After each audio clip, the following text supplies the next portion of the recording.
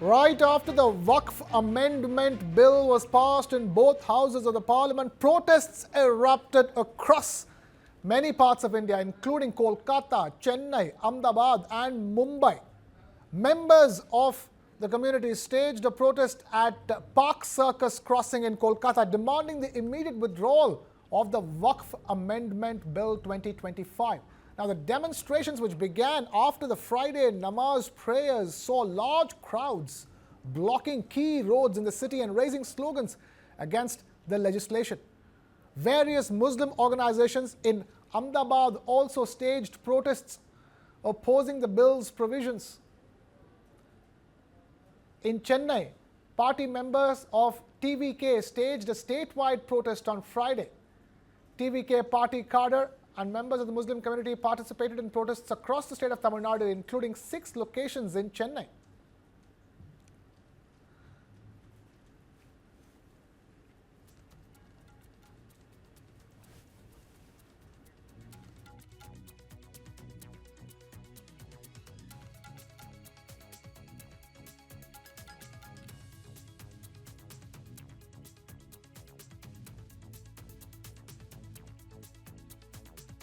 Mumbai also saw protests from Muslim community members against the Waqf Bill. Muslim leaders and opposition parties say that the bill is unconstitutional and infringes on the rights of India's Muslim minority community. But the government says the bill aims to make the management of Waqf properties more transparent.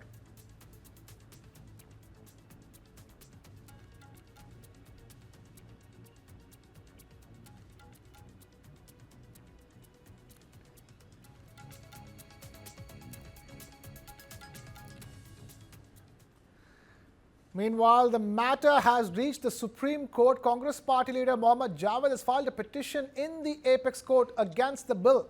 Earlier, the Congress party had said that it would soon challenge the constitutionality of the Waqf Amendment Bill in the Supreme Court. In a post on social media platform X, Congress party leader Jairam Ramesh termed the passage of the bill as a quote-unquote assault of the Narendra Modi government on the Indian Constitution and said that his party would continue to resist the same.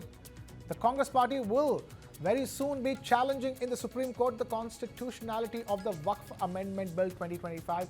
The Parliament early Friday approved the bill after the Rajya Sabha gave its nod to the contentious legislation after a 13-hour-long debate. The bill was passed in the Rajya Sabha with 128 members voting in favour and 95 opposing it. It was passed in the Lok Sabha on Thursday with 288 members supporting it and 232 against it.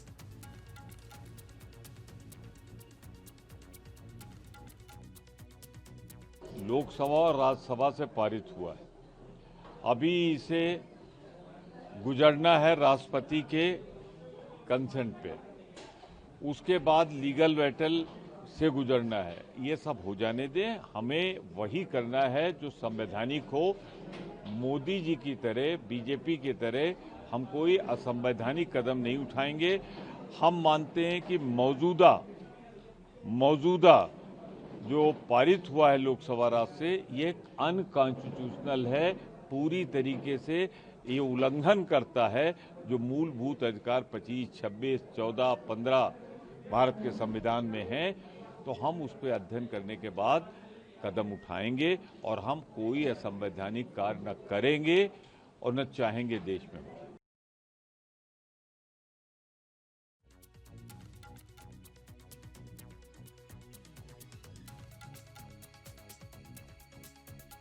Amendment bill the passing of which resulting in protests across the country. Now, the Congress party leader Mohammad Jawed has filed a petition in the Supreme Court of India against the bill.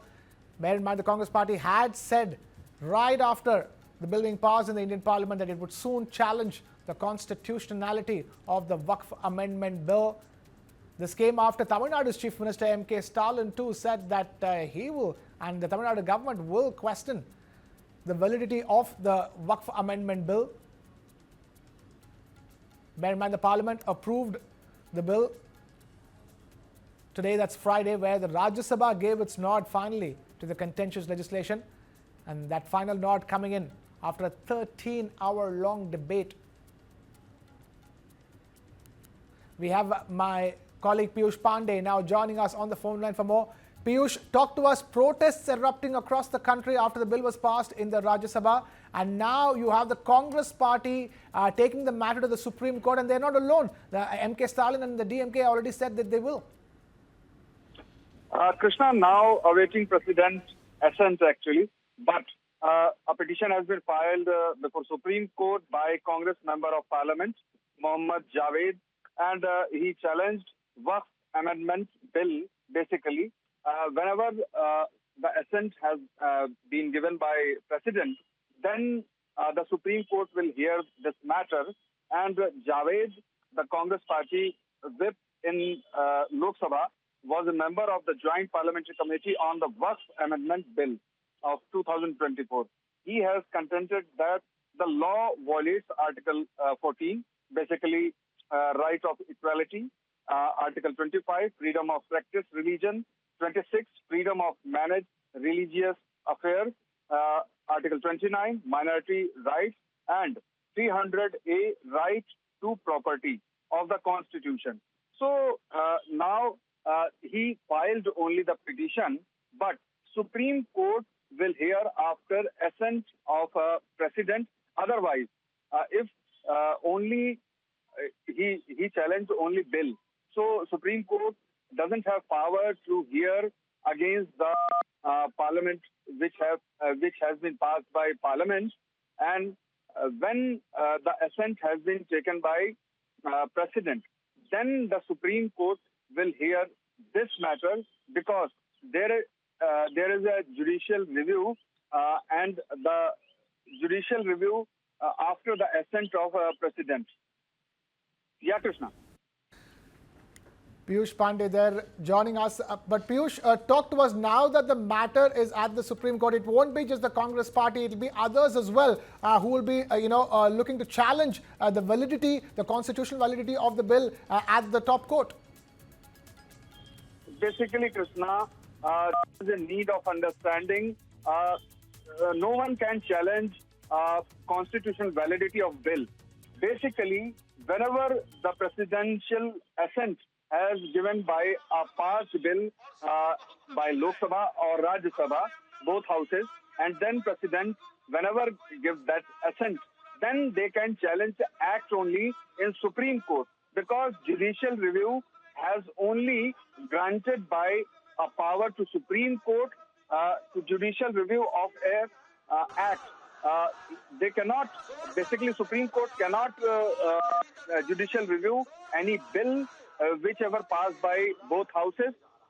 Whenever President will give assent, then Supreme Court will take a chance to judicial review, and that will heard by Supreme Court judges.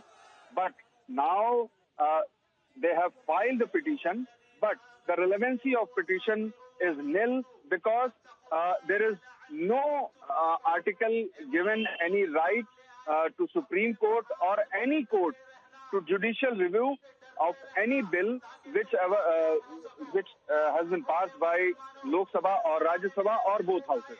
Yes, Krishna. Right. So, Piyush, you're saying the fact that there is no question of questioning the constitutional validity of the bill, but how do you foresee the way forward? If multiple cases come appear in front of the Supreme Court, they will have to club all the cases together and hear it in one go.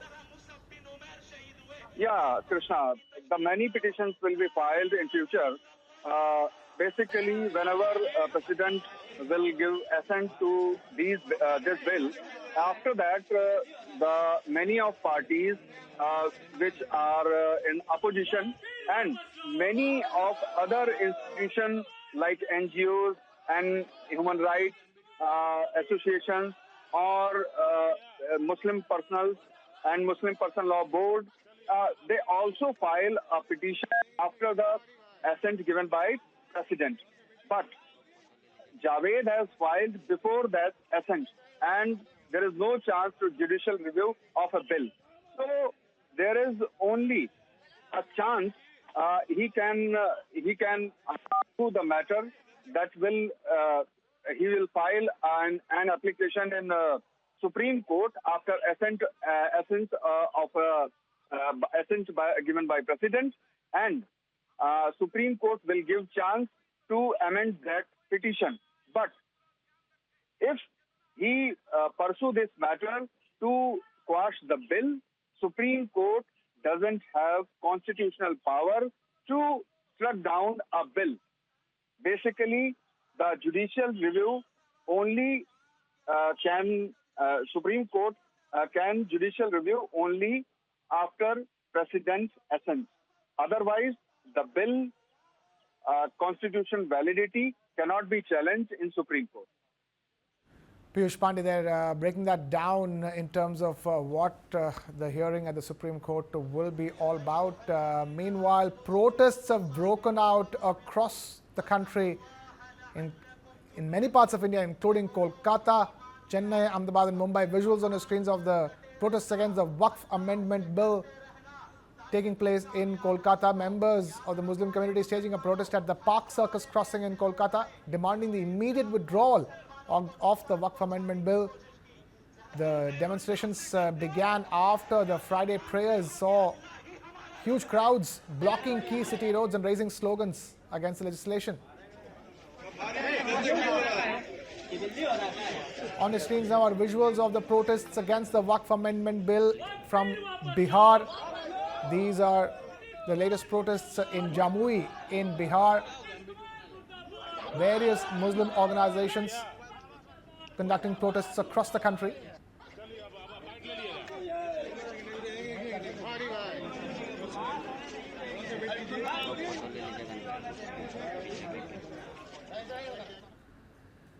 Meanwhile, Parliamentary Affairs Minister Kiren Rijiju criticized Congress Party leader Sonia Gandhi's statement that the BJP-led central government had bulldozed the Waqf Amendment Bill through the Parliament. Rijiju pointed out that the BJP had followed all processes in the marathon back-to-back debates in the Lok Sabha and the Rajya Sabha. देखिए, सोनिया गांधी जी बहुत वरिष्ठ नेता है और हम लोग निजी तौर पर मैं कोई टिप्पणी नहीं करना चाहता हूं। एक बयान था कि कल पार्लियामेंट में कांग्रेस का पार्लियामेंट्री पार्टी का बैठक के दौरान एक स्टेटमेंट जारी हुआ था कि ये जो बिल है वो जबरदस्ती पास किया गया, बुलडोज किया है। तो मैंने सिर्फ उसको प्रतिक्रिया या क्लैरिफिकेशन दिया। देर रात तक बैठ करके नियम नीति पालन करके पारित होने के बाद भी अगर कहता है कि नियम पालन नहीं हुआ, 3 बार डिवीजन और बुलडोज किया, वो सही नहीं। और डिवीजन हुआ और अमेंडमेंट संशोधन रिकॉर्ड मूव किया, आप सब सुन रहे थे। तो इतना नियम नीति पालन करके अमेंडमेंट एक्सेप्ट करके नियम के तहत जब बिल पारित हुआ तो जबरदस्ती का सवाल कब होता है? बिल को बुलडोज किया गया है। यहाँ तो रिकॉर्ड क्रिएट किया, मैंने आपको बता दिया। इतना चर्चा आज तक हुआ ही नहीं संसदीय इतिहास में। शाबाशी देना चाहिए सब मेंबर को, इतना समय दे करके हमने बिल पे चर्चा किया और पारित किया।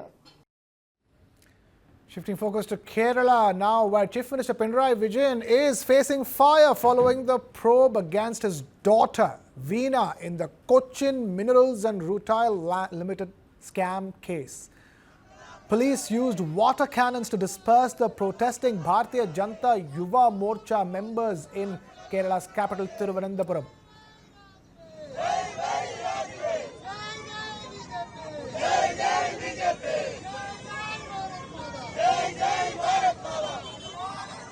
BJP Yuva Morcha is demanding Chief Minister Pinarayi Vijayan's resignation. The Kerala government has termed the reported naming of Vijayan's daughter T. Veena by the Serious Fraud Investigation Office in an illegal payment scandal as politically motivated. State Minister P. Rajiv said that already 3 vigilance courts and the Kerala High Court have said that there was no evidence of corruption in connection with the alleged financial transactions between private mining company Cochin Minerals and Rutile Limited, or CMRL, and Veena's now defunct IT firm Exalogic. He contended that it also indicated the use of probe agencies for political purposes, as other findings in the probe carried out by the Serious Fraud Investigation Office have not been revealed. following reports of Veena being named by the Serious Fraud Investigation Office or SFIO in the illegal payment scandal, the Congress Party and the BJP had demanded the resignation of Pinarayi Vijayan as the Chief Minister of Kerala. Neither the Chief Minister, who is currently in Madurai in Tamil Nadu, nor Veena have reacted to the reports claiming that the investigation found that she had received 2.7 crore rupees from a private mining company without providing any services.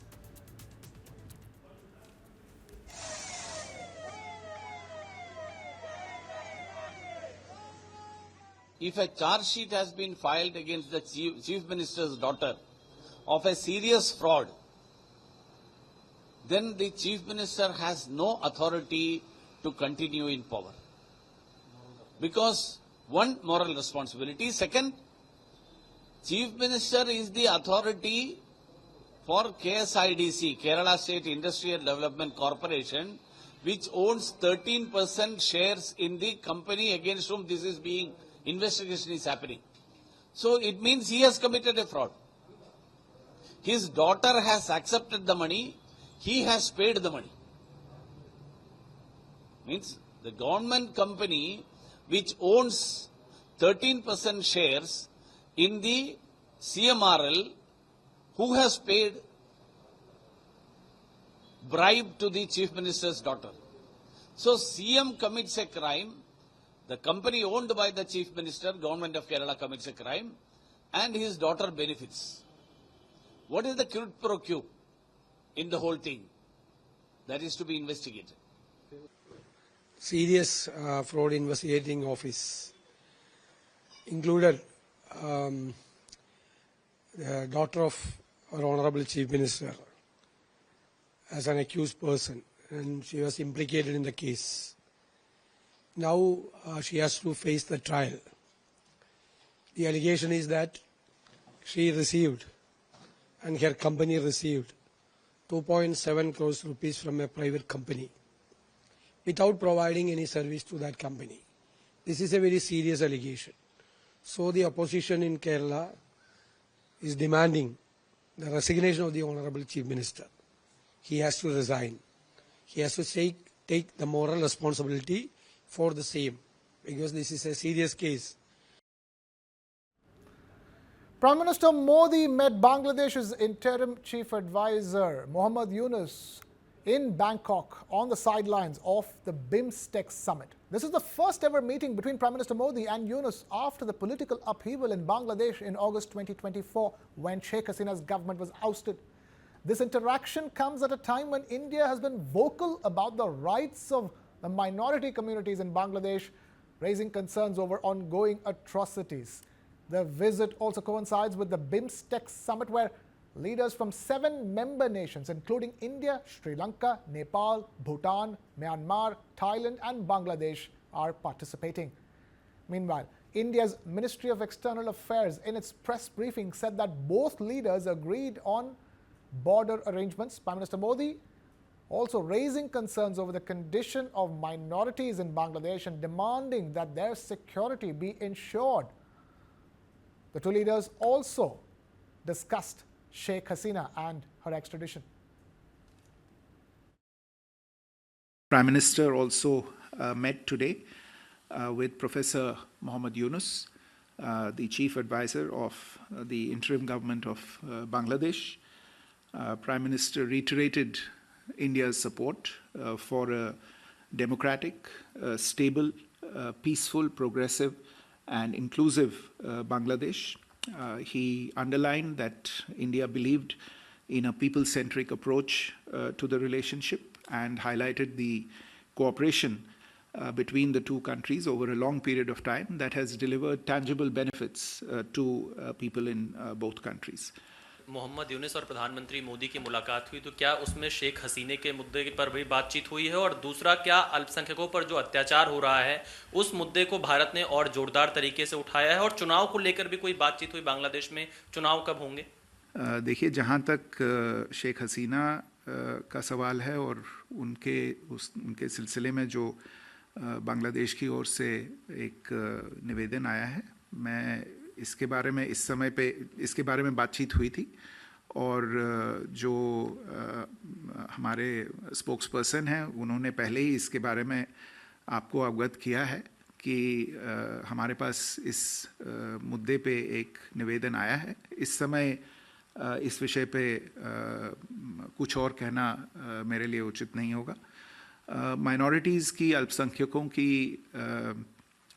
जो वहाँ पे हालत है और इस विषय को लेके बातचीत में जो दोनों लीडर्स के बीच में हुई, जैसा मैंने अपने रिमार्क्स में कहा, प्रधानमंत्री जी ने इस मुद्दे को खुल के सामने रखा। इसके बारे में हमारी गहरी चिंता उन्होंने जताई और इसका असर जो बाकी समाज पे होता है उसके बारे में प्रोफेसर यूनुस को अवगत कराया और उन्होंने अपनी आशा जताई कि आखिरकार ये जो मुद्दा है इसकी जो जिम्मेदारी है वो बांग्लादेश सरकार की है और उन्होंने आशा जताई कि बांग्लादेश सरकार इस विषय पे अपनी जिम्मेदारियों पे खरी उतरेगी और इन चीज़ों को आगे इनकी जांच करेगी। कोई भी डेमोक्रेसी हो उसमें रेगुलर और इंक्लूसिव इलेक्शंस उसका एक बहुत ही अहम हिस्सा होते हैं और हमने प्रधानमंत्री जी ने इसके बारे में भी अपनी सोच प्रोफेसर यूनुस से साझा की और आशा जताई कि हम आगे चलते एक डेमोक्रेटिक, इंक्लूसिव और स्टेबल बांग्लादेश देखेंगे और उसमें इलेक्शंस का अपना एक रोल होता है, वो सब जानते हैं। On to West Bengal now, where the Calcutta High Court has granted permission for a Ram Navami rally in Howrah under strict conditions. The administration had earlier disallowed permission to the Anjani Putra Sena, VHP and Durga Bahini to hold the rally, citing possible disruption to law and order. The rally will begin at the Narasimha Mandir and conclude at the Howrah Maidan via GT Road. It will take place between 3 to 5 p.m. under police supervision. The court has imposed restrictions on the use of bikes and DJs during the rally. The court said only 500 participants will be allowed for the event and it will follow the approved GT Road route. Security measures will be in place to ensure a peaceful procession. What's more, the court has said that only those who have Aadhaar card and voter IDs will be allowed in the rally.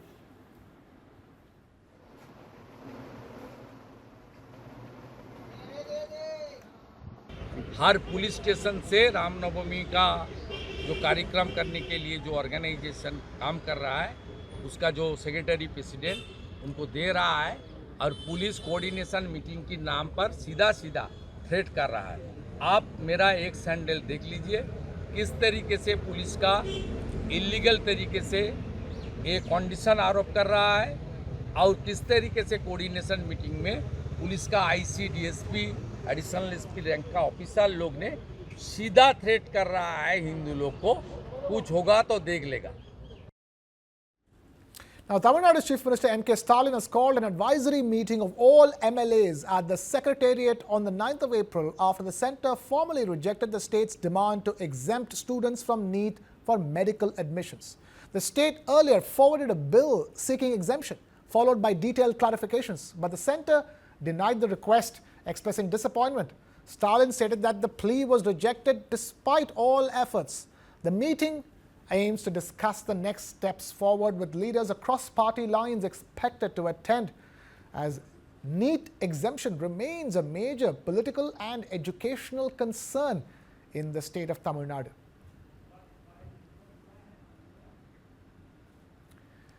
US President Donald Trump has said that the market slide due to his decision to impose tariffs was expected and the step was needed to heal the US economy, which he called a sick patient. He said that he will also look into pharma products as well, where he said that he will announce new tariffs on it in the near future at never before seen levels. The chips are starting very soon. The pharma is going to be starting to come in, I think, at a level that you haven't really seen before. We are looking at pharma right now, pharmaceuticals, it's a separate category.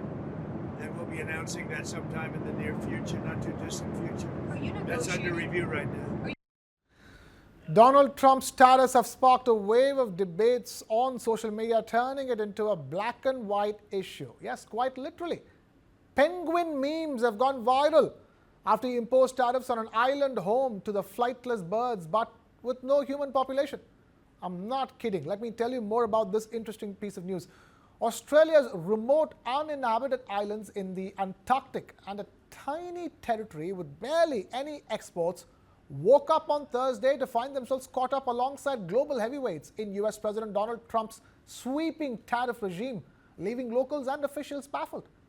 Take a look at this report. Among the economies hit by US President Donald Trump's sweeping tariffs announced on Wednesday, some remote Australian islands that are home to penguins, but not people, and a tiny outpost 600 miles off eastern Australia. That outpost, Norfolk Island, has barely any exports. The hefty tariff has baffled and amused its 2,000-odd locals, as well as Prime Minister Anthony Albanese. Norfolk Island, interestingly, is I think 29%. I'm not sure what Norfolk Island major exports are to the United States and why it's been singled out, but it has. Albanese said Australia fared better than most other countries with a tariff of just 10%, but he had no clue as to why Norfolk Island received a separate, higher figure. US government data did show some trade deficits recorded. In 2024, the island exported $200,000 worth of goods to the US and imported $100,000 from the country. The data did not specify what goods were traded. The volcanic island ships some palm seeds abroad, typically worth less than $1 million a year and mostly to Europe. Adding to the confusion, another Australian territory was on Trump's hit list, the Heard and McDonald Islands in the Antarctic. It has a population of 0 humans. But as of Thursday, they faced a 10% tariff for exports to the US. Now, Trump has gone ahead with his threat of imposing additional tariffs of 25% on imported vehicles from the European Union. And that is escalating the trade conflict between the US and the EU. Brussels is hoping that it can negotiate with Washington, even as it mulls its response. European cars are soon set to become much more expensive in the US. An additional 25% tariff, a heavy blow for European and especially German automakers. The US is the most important export market for Germany. Up to now, European car makers have only paid 2.5% in import duties. Last year, the US exported around 217,000 vehicles to Europe, subject to a 10% tariff. In contrast, about 785,000 vehicles were shipped from Europe to the US, more than 3 times as many. Unfair, says President Donald Trump.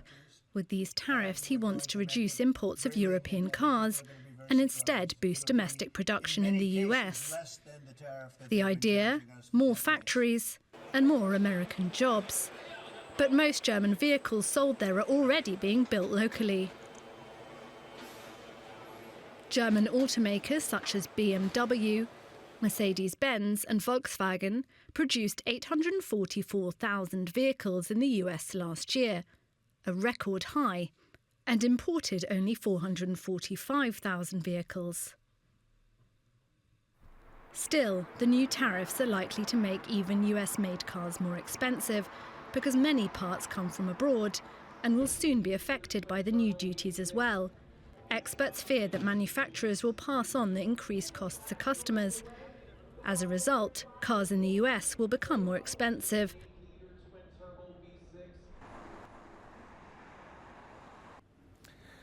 Now, Donald Trump's 25% auto tariffs will cover more than $460 billion worth of imports of vehicles and auto parts annually. Now, that's according to a Reuters analysis of tariff codes, which was included in a Federal Register notice. Donald Trump's 25% tariff on US auto imports kicks in Thursday, and the levies look set to upend the industry. A Reuters calculation shows the duties will hit some $460 billion worth of cars and parts every year. The US president says that will create jobs and boost the economy as automakers shift production to America. These tariffs are going to give us growth like you haven't seen before, and it'll be something very special to watch. With the tariffs on vehicles in effect, the levies on parts will then start next month. Economists have warned it's all likely to mean higher prices and reduced choice for consumers, and there are already signs that could be true. The Wall Street Journal says Volkswagen will introduce an import fee for vehicles affected by the duties. It says the German giant has halted shipments from Mexico for now and will inform dealers by mid-April how prices will change for imported cars. Meanwhile, Stellantis, the owner of brands including Jeep, will shut one major plant in Canada for 2 weeks.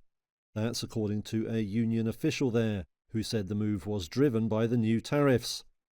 Such signs of turmoil are unlikely to worry Trump, however, who has said he couldn't care less if foreign cars get more expensive.